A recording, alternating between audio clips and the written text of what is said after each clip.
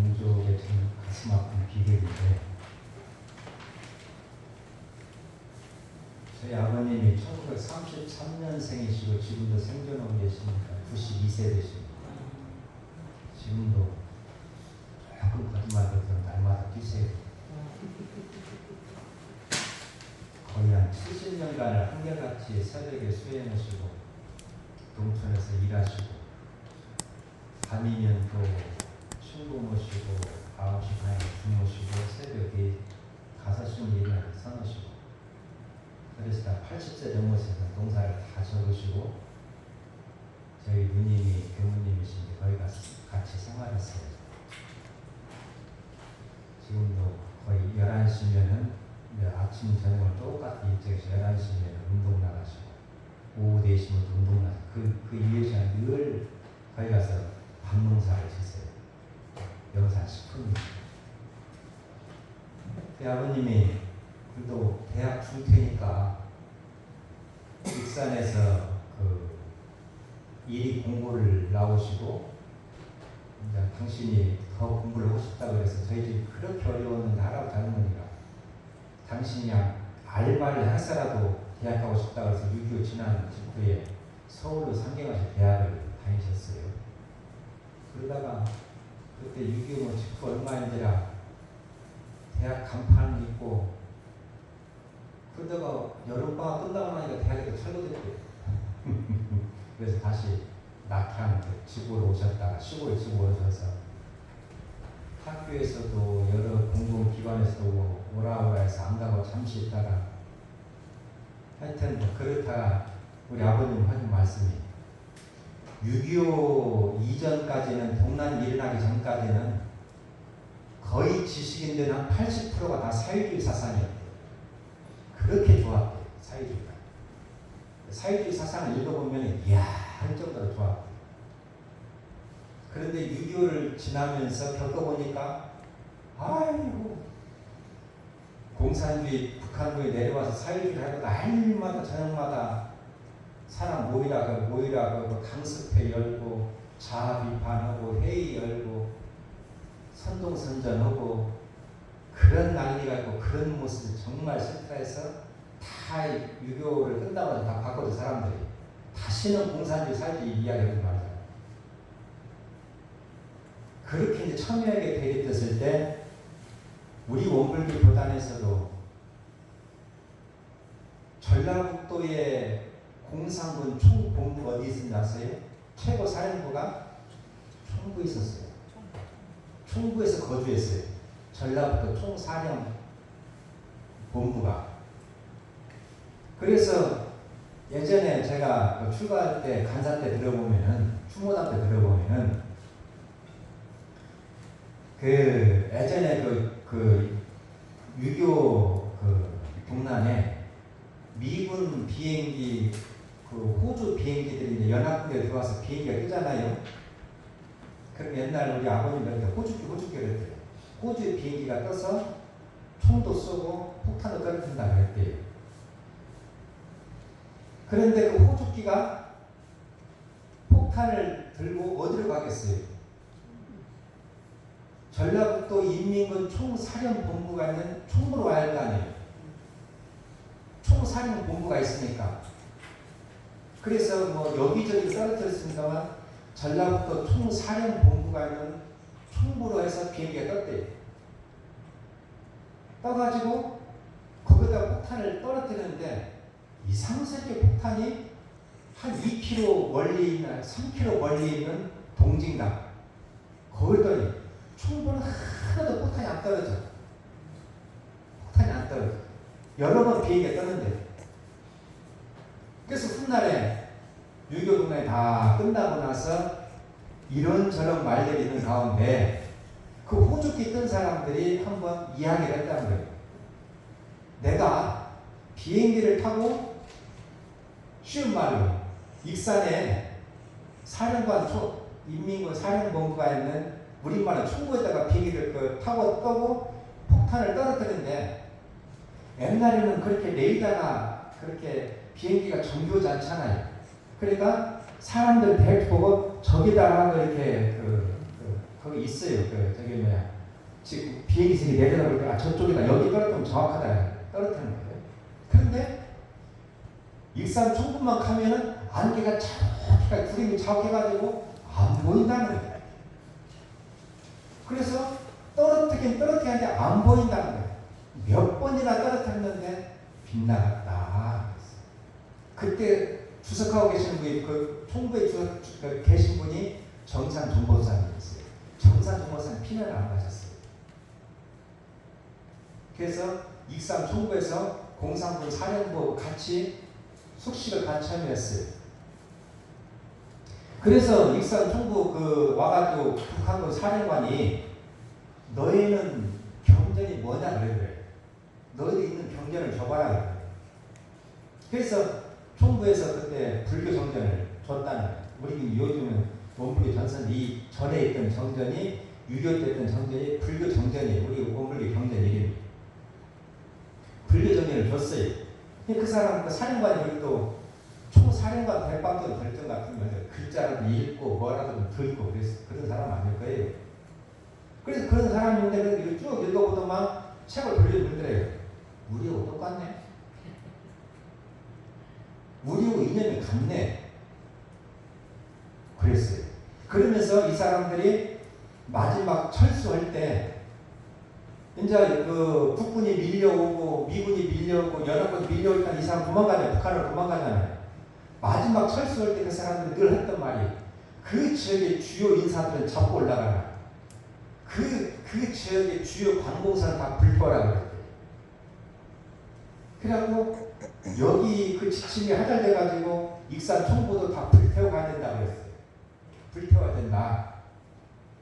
그런데 그때 정산 종보사님은 여러 몇 분 제자분들이 같이 동고동락 하시면서 이 사람들한테 해될 말하고 또 그랬겠습니까? 부처님이. 근데 이 사령관이 마음에 감화가 됐어요. 그리고 책을 읽어보니까 아 우리하고 똑같네. 이런 마음을 가지고 있어요. 그래서 이 철수를 할 때 이 사령관이 여기 불태우지 말아야 했어요. 그리고 철수를 했어요. 부처님 위력이 참 대단하지요. 남들은 다 도망가기 바쁜데 당신은 여기가 대종사님 성자께서 당신 스승께서 계신 곳이다. 내가 가면 어딜 가겠느냐. 그러면서 젊은 사람은 다 보냈대요. 어서 피나 가더라면서 어딜 피나. 그리고 6.25 동락이 딱 끝나고 나니까 남북이 얼마나 배치가 심하겠어요. 그래서 이승만 정권도 북한으로 다시 침략을 해서 조금만 우리가 힘을 모으면 북한을 침략해서 북한을 통일시켜야 된다면서 막 군대를 이렇게 막 모으고 있을 때입니다. 그러니까 그때 그 당시에는 하는 말, 우리 아버님 말씀이 조금이라도 공산군에 대해서 찬양하는 말은 바로 죽였대요. 바로 죽여요. 그럴 때 정산종 제자분들이 정산 종보사님이시잖아요. 종보사님한테 남북이 영영 이대로 갈립니까? 이대로 영영 갈립니까? 그러니까 정산종사님께서 웃으신 말씀이 대종사님께서 곧 통일된다 그랬다. 곧 통일된다. 그럼 지금 70년이 넘었는데 그 시간 맞자 길죠. 우리 입장에서 보면 그런 하신 말씀이 또 제자분들이 아유 언제나 통일돼요. 우리 같은 중생들은 답답하잖아요. 언제나 어떻게 통일돼요. 그러니까 정산종보사님 하신 말씀이 그때도 독일 있죠. 독일도 동베를린, 서베를린 나눠졌잖아요. 서로 장막이 쳐졌잖아요. 근데 정산종보사님이 독일 예화를 들어서 독일 앞으로 조금만 지나면은 독일이 통일될 것이다. 독일. 근데 독일 통일이 참 허망하게 된다. 허망자를 말씀하셨어요. 독일 통일이 참 허망하게 된다. 그때 베를린에도 베를린 독일의 수도에 가서 그 분단 장벽이 쳐져 있어가지고 그 중간중간 군인들이 지키고 있고 그러지 않습니까? 독일이 통일되는 걸 봐라. 참 허망하게 된다. 독일 통일된 허망한 것도 허망하게 통일되는 걸 보면은 우리나라도 그렇게 건강하게 통일된다. 쉽게 통일된다는 말씀이. 독일 통일되는 거 대략 아시죠? 어느 한날 그냥 외무부 장관이 술 먹고 주정 떠는 바람에 그 다음날 통일됐어요. 그렇게 험하게 통일됐어요. 그래서 정산 유목사님께서 독일 통일되는 거 봐라. 참 험하게 된다. 우리 남북한도 그렇게 통일된다. 저는 제가 2년 전에 영산 수도원에 근무했어요. 퇴임하신 우리 원로 여자 교민들 모시고 살면서 제가 1년간을 잘 살고 그런데 다 오픈 시켜놓고 다 입주 다 해놓고 제가 아이고 이제 내가 별로 할 일이 없으니 저는 교당으로 가야겠습니다. 왜 교당을 가? 저거 재밌잖아. 재밌지요. 그죠? 저는 교당이 맞는 것 같아요. 왜 교당만을 가려고 그래? 나 2030년 되면 북한 가려고 그래요. 그렇게 빨리? 그때 통일돼요. 그러면 2030년 되면 통일될 거니까 그때 통일돼서 그때는 제가 북한 갈 수 있어요. 저는 그러니까 북한 갈래요. 그래서 제가 활약받고 나왔어요. 저 2030년 되면은 평양 갑니다. 그래서 정산동사님 법문이 그렇게 애달퍼서 나는 선생님 정산동사님 정산동사님을 좀 내가 모시고 다니는 것 같다. 근데 그런 법문만 이렇게 읽다 보면은 마음이 잘 막 눈물이 나요. 그냥 통일 법문 읽다 보면은 그래요. 내 마지막 정산동사님에 대한 효는 대종사님에 대한 효도 있지만 정산동사님에 대한 효는 이어른의 법문을 좀 받들어 되는 것이지. 저는 북한에 가서 개척교 하다가 평양 주변에 가서 퇴임하고 그 주변에 조그마한 농막 하나 사놔놓고 거기서 말년을 보낼 예정입니다. 혹시 말년에 자기 거기 있을 때 놀러 오실 분들 놀러 오세요. 아유, 제가 좀 말이 길다고 전화가 오시네. 자, 그 유교에 관계된 말씀을 한 말씀 드렸고, 오늘은 제가 어떤 말씀을 드리고 싶냐면, 이렇게 제를 지내잖아요. 이 제를 지내는데, 제가 제를 지낼 때마다, 천도제를 보실 때마다 생각하는 것이, 저는 제를 이제 병점에서도 모시고 뭐 다른 부당에서도 모실 때마다 작년에 화성부당도 여러 번 모실 때마다 저에게는 하나의 제를 모실 때마다 룰이 하나 있습니다. 규칙이 하나 있어요. 어떤 거냐? 이렇게 이제 연배가 오래되신 그분들도 제를 모시고 오시지만은 연배가 얼마 안 된 분들도 제를 모시고 오시잖아요. 따로 오시잖아요. 그러면은 연배가 얼마 안 되신 분이시라도 어린 친구들이 오면은 늘 마음속에 저 사람도 저분도 마음의 정성을 내야 되는데 쟤는 정성이잖아요. 정성을 내야 되는데 정성은 어떨 때 나오죠? 정성이라는 것은 내가 이해가 됐을 때 정성이 나와요. 그거 해서 뭐해? 이해가 안 되기 때문에 정성이 안 나오잖아요. 에이, 돌아가신 지가 70몇 년은 뭔 죄를 지내? 그거 집에서 뭐해? 즉, 내가 이해가 안 되면은 정성이 안 나와요. 그러잖아요. 네, 저는 늘 죄를 지낼 때는 천도제를 모셔놓은 분들한테는 이 천도제가 왜 중요하냐? 이해를 시켜야 됩니다. 제 스스로가 이해가 안 된다거나 아니면 함께 오신 분들이 이해가 안 돼서 그냥 하라니까 합니다라고 해서 앉아있으면은 몸은 앉아있더라도 마음은 간곡한 정성이 없다. 마음이 간곡함이 없으면 간절함이 없으면은 그 죄는 그냥 썩 별구 효험이 별로 없다. 제가 비근한 예로 한번 또 다른 사이드 파를 한얘기 드리겠습니다. 제가 우리 교단에 한 원로 어른님이신데 그 양반 그 어른 돌아가셨습니다. 열반하셨어요. 그러니 막 이제 한창 수행이 불타가지고 낮에는 열심히 일하시고 저녁과 새벽에 열심히 수행하고 계세요. 옛날에는 얼마나 힘드셨겠어요. 먹고 사는 것이 힘들어지지 않습니까? 농촌에 농촌교단에 가서 얼마나 힘드니까 그거는 기관이었대요. 과수원이었대요.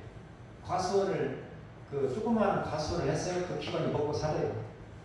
그러니까 그냥 죽기 살기로 낮에는 일을 해야 되고 당신 생각해보니까 이 일만 해서는 또 안 되겠단 말이에요. 그래서 당신이 저녁과 새벽 열심히 수행을 하지 않아서 또 저녁과 수행을 열심히 새벽을 수행했대요. 수행하는데 이 열이 영문이 열리기 시작했대. 영문이 마음의 문이 열리기 시작해. 마음이 문이 열리기 시작할 때도 계속 수행하니까 어느 한 날에는 저녁에 딱 수행하러 왔는데 그때 여름이었대요. 이렇게 눈을 지그시 반개막을 수행하는데 누가 방문을 꽝 차면서 들어오더라는 거예요. 방문, 옛날 방문 이렇게 미닫이잖아. 여닫이가 미닫이가 이렇게 방문을 뻥 차고 들어오는 거예요. 그래서 이 양반 눈을 탁 떴대요.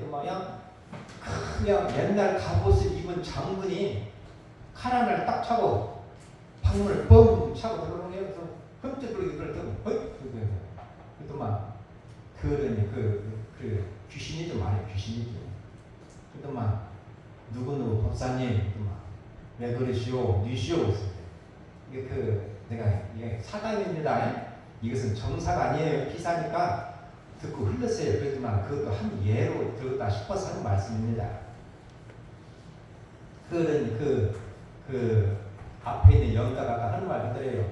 나는 임진왜란 때 죽은 어느 장군이요라고 해요. 임진왜란이라면 지금부터 한 400~500년 전이잖아요. 임진왜란에 죽었던 뭔 장군이요. 그래서 큰 칼을 차고 들어왔다. 웬일이시오? 그러니까 내가 이제 천도를 받고 싶은데 나 좀 천도 좀 시켜주시오. 그러면 아니 그때 그 당시 돌아갔던 양반이 왜 아직도 천도가 안 되고 있어? 그러니까 그래서 그런 사유가 있습니다. 알았습니다. 돌아가시오. 내가 법신 걸릴 때 간절히 당신의 이름 올리고 천도를 시켜드리겠습니다. 그런데 그러니 아니요. 나 혼자 온 것이 아닙니다. 이제 밖에는 내 휘하에 병장들이 있습니다. 이 방문을 탁 열어보니까 거기에 많은 장군을 따르고 있던 군사들이죠. 그때 당시에 군사들이 한 몇백 명의 가족이 같이 왔더라는 거예요. 그래서 나하고 그때 그 당시 같이 싸우다가 죽었던 내 군사들이고, 이건 뭔 말씀이냐면은 동업이잖아요. 그때 그 당시에 임진왜란 때 같이 돌아가실 수밖에 없는 사람들 동업 때 함께 업을 만들고 함께 죽었잖아요. 동업입니다. 영가는 살아서도 그 마음이에요. 죽었어도 그 마음이에요. 참 희한해요. 그러면 살아서 내가 장군을 따르겠습니다 하면은 죽었어도 내가 장군을 따르겠습니다. 그 마음은 변치가. 그러니까 그 마음 변치하기 때문에 그렇게 무리지어다요. 장군이 가면은 그 영도도 따라간다. 그래서 6.25 이 참전 용사들 여기 많은 무고한 그 사람들도 평민들도 있겠습니다. 군인들도 있지 않겠어요? 그리고 군인의 장군도 있을 것이고 장군의 휘하 병사들도 있을 것이고, 그러니 그분들도 물론 진작에 천도가 됐으면 다행인데 천도가 안 됐으면은 그래도 한꺼번에 이렇게 몰려다닐 수도 있을 것이고, 그럴 때 같이 천도 되기를 바랍니다. 그래서 대종사님께서 하셨던 말씀 중에, 당시에 제세하셨던 말씀 중에,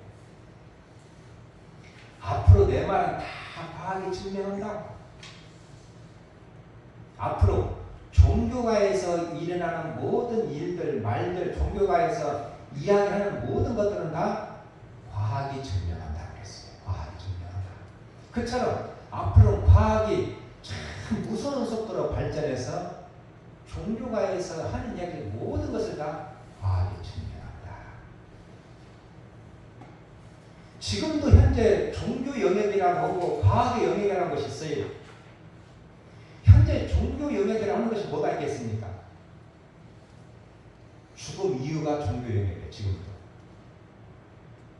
죽음은 어떻게 되느냐? 과학적 기자재가 아직도 그 해명을 못했잖아요. 과학적 기자재가. 과학이, 물질 문명이 사람이 죽으면 어떻게 됩니까? 그것을 기계적으로, 과학적으로 아직 증명을 못했어요. 그러잖아요. 그래서 아직도 종교 영역이라고 해요. 그것을. 그런데 유럽에서 옛날에 말입니다. 유럽의 1500년, 1400년, 1500년대, 1600년대까지는 유럽 사람들이 대략 이야기를 천동설을 주장을 했어요. 천동설. 천동설은 뭡니까? 지구는 가만히 있고 태양이 지구 주위를 돈다. 별들이 지구 주위를 돈다. 이것이 천동설이에요. 지동설은 뭡니까? 태양을 중심으로 지구가 돈다. 이건 지동설이에요. 뭐가 맞아요? 지동설이 맞아요. 근데 옛날에는 천동설이 맞다고 했어요. 왜? 하나님께서는 우주를 창조하사 이 지구를 중심으로 창조를 했다. 이 지구가 가장 우주의 중심이고 이 지구에다가 당신과 닮은 인간을 창조해 주셨다. 그리고 이 인간이 먹고 살고 하기 위해서 동물과 식물을 만들어 주셨다. 창조해 주셨다. 그래서 이 지구가 중심이다. 그랬어요. 그래서 이 지구가 중심이란 말이 어디 나와 있어요? 성경에 나와 있어요. 성경에 나와 있다고요. 그래서 이 성경에 천동설은 정답이고 지동설은 가짜예요. 근데 사람들이 망원경을 발견했어요. 망원경은 멀리 떨어지는 거 바라보잖아요. 멀리 떨어지는 거 바라보니까 지구가 도는 것 같네. 이 지구가 태양을 중심으로 도는 것 같은데 지동설을 주장하기 시작합니다. 그래서 1560년대, 1640년대까지 살았던 갈릴레오가 어떤 유명한 말을 합니까? 그래도 지구는 돈다. 지동설을 말해서. 이 말씀 아시죠? 그래도 지구는 돈다. 이 말이 갈릴레오가 한 말이에요. 이 말은 중심이 뭐냐? 지동설이다. 이 말이에요. 1560년대에 태어나서 1640년대 그 나이로 열반에서 돌아가신 갈릴레오가 볼 때 지동설이에요. 그래서 지동설에 대한 글을 씁니다. 책을 썼어요. 1000여 권을 만들어 배포를 했어요. 교황청에서 이걸 입수해서 들어보니까 우리 성경의 말씀 틀린 말을 하네. 야, 갈릴레오 잡아들였어요. 그래서 갈릴레오가 어디서 재판을 받냐? 교황청에서 재판을 받습니다. 교황청에서 재판을 받아요. 그래서 갈릴레오가 재판을 받을 때 어떻게 했냐? 그 쉬운 말로 교황청의 요즘 말로 검사는 네가 지동설을 주장하는 것을 처리하지 않으면은 옛날에 지동설을 주장했다 죽은 사람이 있다. 재판에서. 이탈리아 사람, 그 사람 잊어버렸습니다. 1497년도에 죽었어요. 교황청에서. 왜? 지동설을 주장했다가 죽었어요. 어떻게 죽었어요? 화형을 당한 죽였어요. 불에 태워 죽였어요. 교황청이 무식하죠? 불에 태워 죽여요. 왜? 성경과 배반하는 이야기를 한다고 했어요. 그래서 갈릴레오한테 앞선 사람도 불에 타 죽었는데 너도 지동설을 주장하면 똑같은 형벌을 당해야 된다 그랬어요. 그러니까 이때 갈릴레오가 나이가 60대 후반 됐어요. 옛날에 60 넘으면 참 고령했잖아요. 그 사진을 그 그림 보면 하얀 점이 이렇게 났어요. 그러니까 자기가 생각해보니까 내가 60대 후반인데 이 나이에 내가 불에 타 죽을 일이 뭐 있어. 그러잖아요. 그래서 I mistake. 내가 잠깐 실수를 했다. 내 주장을 처리하겠다고 했어요. 그리고 화해를 면하고 나왔어요. 법정을 나면 하는 말이 그래요. 그래도 지금 도는 돼. 내가 내 주장을 처리했더라도 지구가 도는 것은 똑같다. 여러분, 그래서 교황청에서 1992년도 갈릴레오가 이야기했던 약 350년 후 1992년도 교황청에서 그때 갈릴레오가 했던 말이 맞다라고 350년 지나서 인정을 했어요. 1992년도 교황청에서. 참 얼마나 참 이 종교가 참 바꾸기 힘들죠? 안 그래요? 종교는 1992년도 1900년도만 들었다고 다 알잖아요. 지구가 돈다는 것을. 그런데 교황청이 끝까지 죽어도 그 자기들이 잘못했다고 인정을 못해요. 그러니까 1992년도 갈릴레오가 맞았네 얘기해요. 대종사님께서는요, 이 아직도 이 사후의 문제는 종교 영역이라고 말을 지금도 2024년도 지금도 종교 영역이라고 이야기를 해요. 그렇지만 대종사님께서는요, 1930년도 20년대 때 제자들한테 내 말을 다 앞으로는 과학이 증명할 것이다. 과학이 증명할 것이다. 그러면 대종사님께서 그 현재 과학과 현재 과학이 인정치 않은 사후의 세계는 어떻게 됩니까? 다시 태어난다. 이 말씀을 했어요. 대종사님께서 200년 후, 300년, 400년 후에 과학이 당신의 말을 증명한다고 흔히 나는데 거짓말 하시겠어요? 거짓말을 못합니다. 그러니까 대종사님은요, 이론과 논리와 그런 게 철저하지만 어떤 성자냐? 물질문명 성자, 과학 성자이세요. 내가 지금 인정을 못하더라도요, 몰라더라도 나 그거 참 몰라겠다 하더라도 대종사님 하신 말씀을 거의 끄덕거리세요. 어떻습니까? 당신이 200년, 300년, 400년 후에 인정할 수밖에 없는 그런 말씀들을 미리 하셨지 않습니까? 네, 한 가지 예언하고 마치야죠. 오늘도 말이 길어진단 말이에요. 우리 말씀드릴게요. 여러분, 미국에 지금도 생존해 계시세요? 브라이언 와이스 교수. 이 사람은 의사 선생님이십니다. 브라이언 와이스 의사 선생님이신데, 이 양반이 마이애미 대학교 종신 교수로 계시고 또한 그 대학 부속병원에 종신 의사로 계셨어요. 아마 지금 열반하셨나요? 모르겠네. 이 양반은 철저히 미국 그 사회에서 성장했기 때문에 철저히 크리스찬이에요. 집안도 철저히 크리스찬이고 기독교란 말씀입니다. 기독교고, 이 양반은 또 교수에다가 의사 선생님이니까 철저하게 과학주의자예요. 좀 맞지 않는 것 같지만 철저하게 과학주의자예요. 근데 이 양반이 의사 선생님인데 어떠한 과 의사 선생님이냐면 정신과 의사 선생님이셨습니다. 정신과. 브라이언 와이스 교수라고 인터넷 쳐봐도 다 나옵니다. 저 이 양반 저서를 읽었는데, 이 의사 선생님이 1980년도 그때도 이제 그 종합병원에 의사 선생님이 계셨는데, 지금이야 우리나라 정신과가 좀 보편적으로 사람들이 정신과 과학은 그때도 알아서 정신과 갈 문제는 정신과 가잖아요. 근데 70년대, 80년대만 정신과가 그러면 어떤 생각 들어요? 저 사람 정신 돌았나? 저 사람은 정신에 문제가 있는 것 같아. 정신과 다니는데 저 사람은 아무래도 미친 것 같아. 그러니까 정신과 가지. 그런 말 할 때잖아요. 근데 미국은 정신과가 상당한 유능한 과입니다. 그래서 유능한 의사가 정신과를 진단을 해요.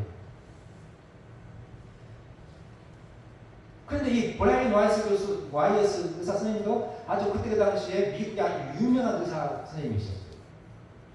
근데 1980년대에 누구를 만나냐? 환자. 캐서린이라는 환자. 28세 여자 환자를 만납니다. 28세 여자 환자를 만나요. 이 캐서린이가 하다 힘들다 하니까 이 사람이 아주 유명한 정신과 의사라고 해서 이 의사를 찾아왔어요. 28살 먹은 아가씨 같으면 그래도 뭐 사회에서 문제가 없지 않겠어요? 그런데 이 캐서린은 환자는 어떤 문제를 가지고 있냐면 어떤 문제? 공황장애, 공포, 공황장애, 폐쇄공포증, 그 다음에 물에 대한 공포를 가지고 있어요. 세 가지 병명을 가지고 있습니다. 공황장애, 폐쇄공포증, 물에 대한 공포. 순수한 이것은 어떤 과에 가야 돼요? 정신과 문제였어요. 어떤 기능이 손상된 게 아니잖아요. 생각이 그렇다는 거 아니에요. 정신이 그렇다는 거 아니에요. 그래서 정신과로 왔습니다. 그래서 이 브라이언 와이스 그 의사 선생님은 철저하게 어떤 주의자라고요? 과학주의자예요. 그래서 이 의사 선생님은 병이 있는 한 원인이 있을 것이고 원인이 있으면 치료가 있다.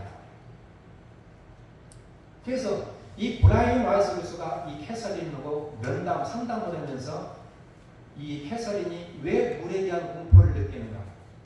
왜 폐쇄공포증을 가지고 있는가? 왜 공황장애를 가지고 있는가? 이것은 네가 현재 28살이지만은 태어나서부터 언젠가 이 병을 앓게 될 수밖에 없는 원인이 있을 것이다 라고 합니다. 그러죠? 맞잖아요. 그래서 이 브라이언 와이스 교수가 이 캐서린을 상담을 합니다. 일주일에 한 번 상담을 해요. 그러면서 상담을 계속 이어가면서 네가 어렸을 때부터 그 성장했을 때부터 있었던 것들 쭉 계속 이야기 듣고 일주일에 한 번 계속 상담을 해요. 그러면서 그 병에 대한 원인을 잡아내기 위해서, 해체하기 위해서 2년이 흘렀어요. 그래도 원인을 못 밝혔어요. 그러니까 누가 답답해요, 그러면? 의사가 답답하잖아요. 자기는 확신에 찼어요. 모든 병은 원인이 있다. 원인이 있으면 치료가 있다. 확신이잖아요. 그래서 이 2년을 하고 보니까 2년을 일주일만 하면 상담을 하다고 원인을 못 찾겠어. 이 치료했어요, 의사 선생님이. 그리고 캐서린한테 마지막 제안합니다. 야, 최면요법이라고 있는데 이것도 한번 해보자. 내가 이것은 비과학적이라는 것이라서 별로 인정치 않겠는데 그래도 내가 자기가 지금 가지고 있는 모든 것을 다 동원을 하더라도 해답이 안 나오니 이것도 한번 해보자 하면서 이야기를 합니다. 캐서린은 뭐 물에 떠내려 지팡이 잡고 싶은 순간을 다 이해를 하죠. 예. 2주에 한 번씩 최면요법 하자고 합니다. 캐서린이 왔어요. 최면을 걸었어요. 의사 선생님들은 정신과 의사 선생님들 최면을 잘 거시는가 봐요. 그래서 최면을 걸어서 20세부터 28세 때까지 현재 병을 가지고 있을 만한 원인이 있냐 그러니까 캐서린이가 없다고 해요. 최면 상태였어요. 10대에서 20살까지 최면을 선택하면서 이때에 대해서 어떤 원인이 있냐? 없다고 해요. 태어나서부터 10세 때까지 이 원인을 병명을 가질 수 있는 그 원인이 있냐? 없다고 해요. 그러면 원인은 어디가 있어요? 엄마 뱃속에 있을 때. 왜? 엄마 뱃속에 있을 때 뭔가 엄마의 영향으로 인해서 태아가 그러한 증상을 입었을 것이다 라고 생각을 해요. 합리적 의심이잖아요. 그리고 이 브라이언 와이스 교수가 태아로 이 캐서린을 끌고 들어갑니다. 네가 엄마 뱃속에 있는 대로 가보자고 했습니다. 엄마 뱃속에 있을 때 가보자 그러니까 엄마 뱃속에 있을 때는 그 엄마 뱃속에는 뭐가 가득 차 있어요? 양수. 물속이잖아요. 이게 이 브라이언 와이스 교수가 좀 감이 왔어. 엄마 뱃속에 양수로 가득 한 물속에 있기 때문에 아마 그때 뭔가 증상이 있을 것이다. 확신이 찼어요. 왜? 지금 모든 걸 해보니 안 됐습니다. 엄마 뱃속에 있을 때 가보자. 갔어. 엄마 뱃속에 10개월 있을 때 그때 네가 현재 병명을 앓고 있을 때 원인이 있냐 없다 그랬어. 캐서린이 정확하게 없다 그랬어. 그러니까 이 블라인 와이스 교수가 미치고 폴짝 뛸 일이잖아요. 미치고 환자가 있잖아요. 그래서 블라인 와이스 교수가 하면서 캐서린, 그러면 좀 더 직접 물어보자. 네가 현재 이 병을 앓고 있는 원인 그때가 언제야? 그때로 한번 가보라 그랬어요. 최면예법 통해서. 그러니까 캐서린이가 그때로 돌아오니까 느낌을 받아요. 캐서린이가 뭘 극줘요. 그래요. 아니 캐서린 무슨 일이냐 그러니까 내가 지금 물속에 빠졌어요. 물속에 빠질 일 없었잖아요. 지금 엄마 태중서부터 28세 다 점검을 했잖아요. 없잖아요. 근데 물속에 빠졌다는 거예요. 이 캐서린 네가 지금 언제 물에 빠졌다는 것이냐 그러니까. 그리고 거기가 어디냐 어디에서 언제 빠졌냐 그러니까 여기는 이집트입니다. 이집트. 아니 언제? 그러니까 서기 1892년도입니다.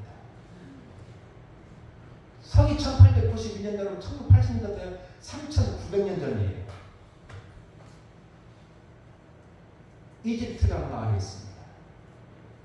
그럼 지금 어떤 상황이냐? 제가 지금 홍수에 떠내려 갔는데 홍수에 떠나서 바닷속까지 왔습니다. 근데 제가 애기 깐난이게 딸을 안고 있습니다. 근데 딸하고 헤어졌습니다. 근데 딸도 죽었고 제가 지금 물속에서 죽고 있습니다. 3900년 전 이야기하는 거예요. 그러니까 너의 이름 뭐냐? 제 이름 아론다입니다. 제가 지은 얘기 아니에요. 아론다입니다.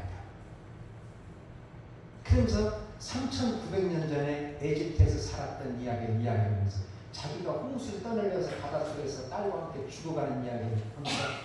그래서 제가 이렇게 물속에 빠져 죽는 이야기를 처절하게 이야기합니다. 본인 혼자 죽었으면 그래도 좀 다행이지. 누구랑 같이 죽었다고요? 딸.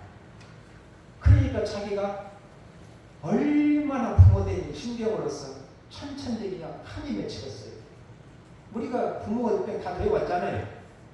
그러니까 만약에 자식이 본인한테 죽는다면 어찌겠어요? 세상 그 무엇과도 바꿀 수 없잖아요.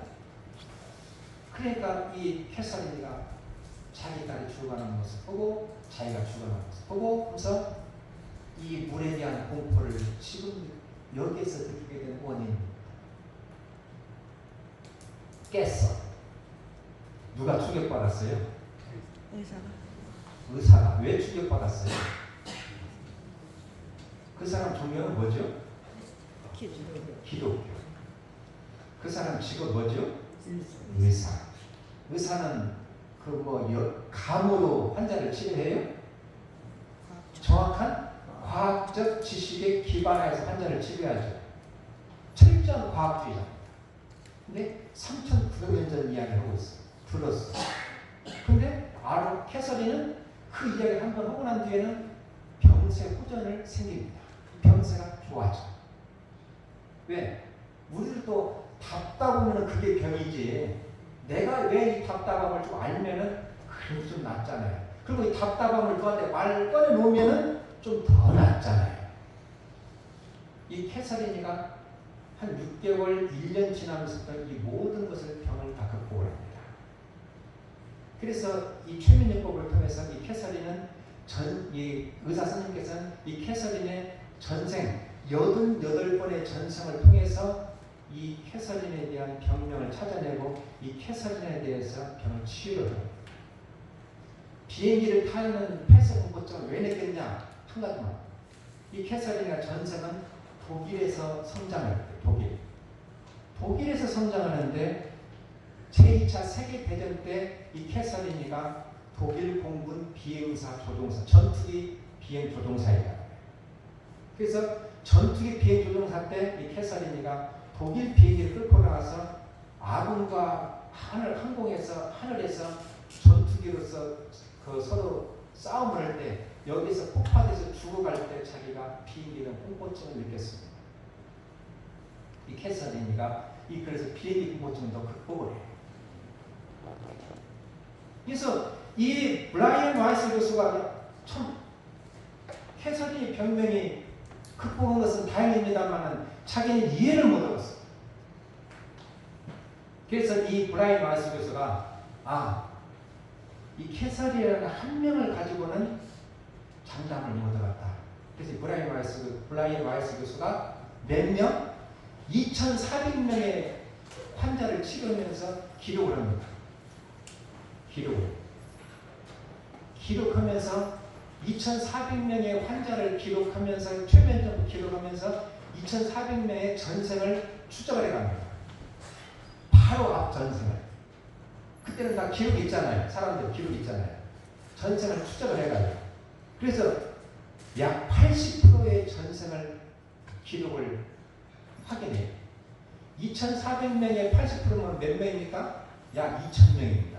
2,000명의 전생을 그 지방에 어느 지방에 몇 년 전에 살고 엄마 아빠가 누구 딸 일이 뭐고 결혼했고 다 추리하고 현재 그 지에 가봐요. 이런 사람이 있다고 해요. 그러니까 이 브라이언 와이스 교수가 충격 먹었습니다만은 이것은 전생에 있는 것은 사실이라고 했어요. 결국 이 브라이언 와이스 교수가 의학계에다 발표를 합니다. 미국 의학계에다 발표를 해요. 미국 의학계에서 발표를 하면은 교차검도를 해야 할 거 아니에요. 네. 네가 발표한 것이 맞냐 틀리냐를 다른 의사 선생님이 교차검도를 합니다. 교차검도를 해보니까 다른 의사 선생님도 맞다라고 교차검도가 나옵니다. 그래서 미국 의학계에서는 1년에 몇 편씩 논문이 이 전생에 대한 논문이 몇 편 나오냐 100편의 논문이 계속 나옵니다. 전생에 어떠한 영향으로 인해서 이러한 병명이 발생이 되고 이렇게 치유하니까 된다는 논문이 1년에 100편씩이 나와요. 그래서 미국 의학계에서는 사람이 전생이 있다는 것은 그것은 당연한 것이다. 과학적 사실이라고 해요. 과학적 사실이다. 그래서 미국 큰 종합병원에 가면은 정신과가 있고 사람의 병명이 잘 못 잡아내면 어디로 가냐? 정신과에서 최면역을 타서 전생으로 갑니다. 이것은 미신이 아니고 허황된 것이 아니고 의학계에서 보편적으로 쓰이고 있는 기법이에요. 그러니까 전생에 있는 것은 누구나 다 있다라고 봐요. 미국 의학계에서는. 전생에 있는 것은 뭐가 있다? 나의 내생이 있다는 것이잖아요. 지금 현재 나의 모습은 미래의 내 전생이잖아요. 내생이 있다는 거요. 이게 다른 말로 표현하면 사람이 죽으면은 어떻게 된다? 다음 생에 다시 태어난다. 이것은 기본이다. 이것은 당연한 것이다. 대종사님이 말했으니까 다음 생에 태어나고 부처님께서 말씀했기로 다음 생에 태어나는 거 아니에요. 이것은 이 우주가, 이 지구가 하늘을, 태양을 중심으로 도는 것처럼, 운전하는 것처럼, 이 지구가 둥근 것처럼, 이 지구가 자전하는 것처럼, 그것은 당연한 것이다. 이것은 종교 영역이 아니다. 이것은 과학의 영역이다. 이렇게 바라보는 거예요. 그러니까 우리가 죄를 지내는 것은, 이것은 당연한 것이다. 이건 과학적 사실이다. 용근님이라고 했나요? 성사님 옆에. 성사님 옆에 계십니다. 은근 야비 미안합니다. 이름이에요. 은근님. 제 말에 이해는 되십니까? 예, 알겠습니다.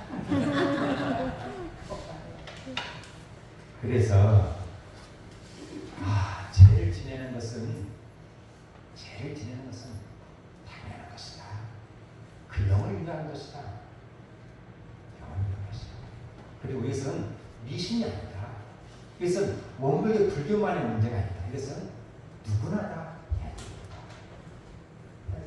그래서 저는 제가 주변에 있는 사람들한테는 여러분, 내가 그 사람 모셔보세요. 10번이건 100번이건 다 이해를 시켜드릴 테니까. 죄를 지으냐고 말씀하세요. 에이, 그 사람 기독교인데요. 내가 그 기독교대로 축원을 하나 보세요. 간절히 기도하고 돌아가신 분이 있어요. 간절히 기도하고. 그것도 정성이잖아요. 간절한 일. 간절히 기도. 아시겠습니까? 네. 이야, 죄는 지내야 된다, 안 지내야 된다? 지내야 된다. 맞습니다. 그래서 주변 사람들한테 자신있게 불러서요. 야, 우리 부담 가자. 죄는 지내자. 자신있게 말씀하세요. 아시겠습니까? 네. 마치겠습니다.